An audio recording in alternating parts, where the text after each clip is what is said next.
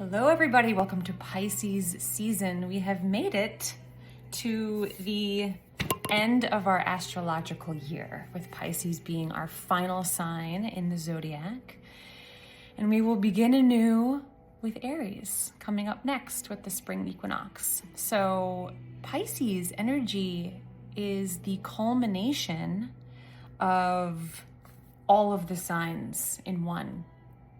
So being a water sign is the kind of final stage of what it is to be a water sign, connecting with all that there is, as opposed to the first water sign, Cancer, connecting with the self, that very primal connection energy, where Pisces is the end. Pisces is the culmination of all that beautiful water and emotions and connection, because Pisces feels as though Pisces is one with all.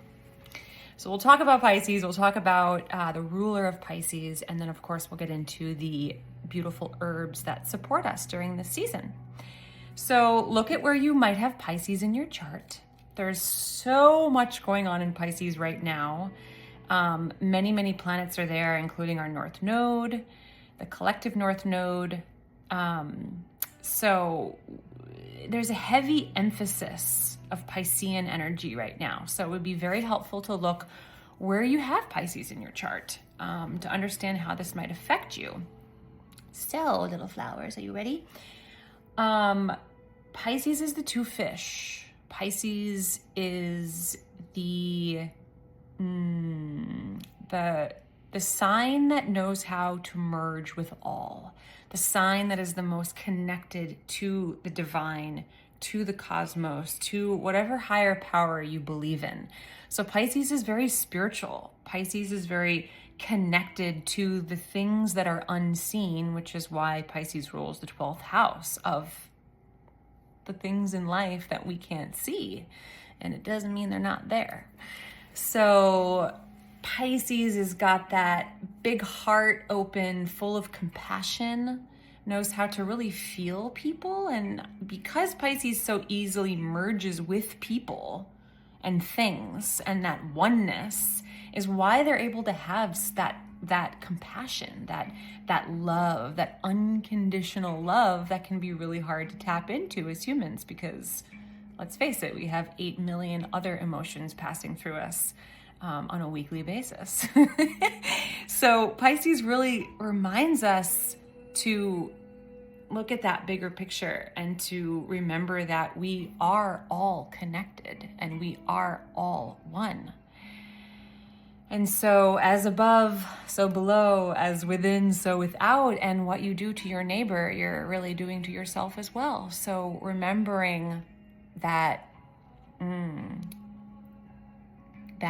that beautiful link between us all, and how do you want to be treated? How do we all want to be treated? What kind of love do we deserve?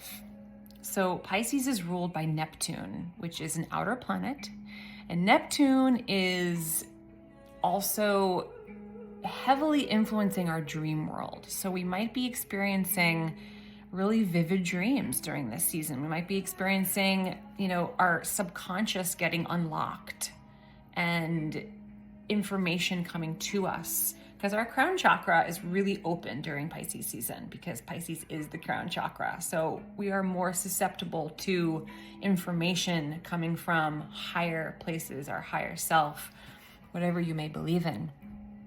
So Neptune can be very dreamy, and on the other end of that spectrum can be full of illusion and delusion. So we want to be careful about how we're navigating this Piscean season, because if there's things that we may not want to face, we might have the urge to want to escape.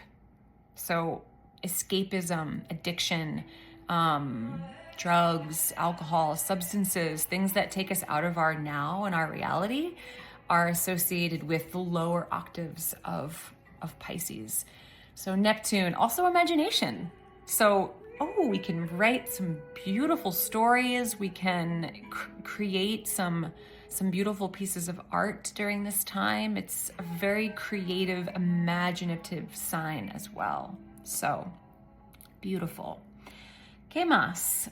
Let's talk about the herbs. So I have 4 herbs that I want to touch on. One being mugwort. And mugwort, although is ruled by the moon, mugwort is also in the domain of Pisces because mugwort really connects us to our subconscious. And something that's so beautiful about mugwort is like when you work with her energetically, she has the ability to like dig into our subconscious and perhaps the parts of the subconscious that we might not be willing to look at or we don't even know is there. Let's put it that way. It's the parts of the subconscious that we might not even know is there. So she helps us tap into that. And if there's old trauma or wounding or beliefs that we have been holding on to, mugwort can help us like get us to that part of our subconscious and help us release those things. Beautiful. Mugwort is also an herb that really helps us tap into our dream world, give us those lucid dreams, help us work with our dream world. So maybe you want to work with mugwort. The next herb I want to talk about is California poppy. She's in the poppy family. She's opium. She's out there. I use California poppy for really deep sleep and restful sleep because she's a sleep regulator. So when you're not sleeping at that optimum like REM, like depth, she'll pull you into that if you're not sleeping deep enough. And if you're sleeping too light or too deep, then she'll pull you back up into that like homeostasis. So she regulates your sleep, which is really beautiful. She's also a mild pain relief. So she's really like calming and settling and like mildly sedating. And yeah, it helps you kind of work with that nocturnal dreamscape as mugwort would. So California poppy, elderberry, and elderberry because she is a mystic, she is a portal, she is elderberry. She is called that for a reason because she is just this wise old crone here to help us tap into our inner mystic and our wise old crone that lives within all of us, that you know, aged, beautiful, fine wine of the divine feminine, and, you know, helps us shed light on areas that we need to call on that kind of wisdom, where we need to exercise our mystic, you know, wizard-like parts of us. And she's a portal, as is Pisces, because like I said, that crown chakra is really open. So working with elderberry during this time energetically can be very powerful as well. And then lastly, I want to talk about passion flower, that beautiful bloom that grows down in the tropics. Lilikoi, she's called on Hawaii, and one of my dearest soul sisters, her name is Lindsay, and she lives on Kauai, and they call her Lilikoi. That's her name there, and she is a Pisces, and she so embodies that beautiful flower. So passion flower helps us attune to higher frequencies.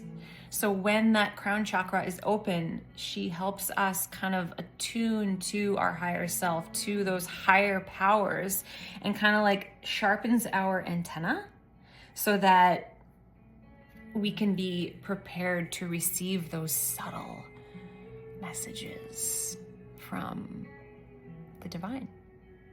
So she's also very relaxing. She's also really good for helping us sleep, right? So a lot of sleep herbs, a lot of subconscious herbs, a lot of relaxing herbs, a lot of mystical herbs is Pisces and can really help us during this time.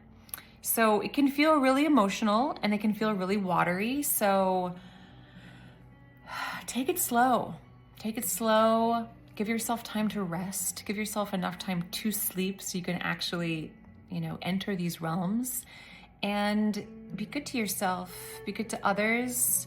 We've made it through this wild, long ride of a year, and this is the death point. Pisces is death, only to rebirth into something that serves us ultimately, only to rebirth us onto a place in our path that we're meant to be. So happy Pisces season and enjoy the ride.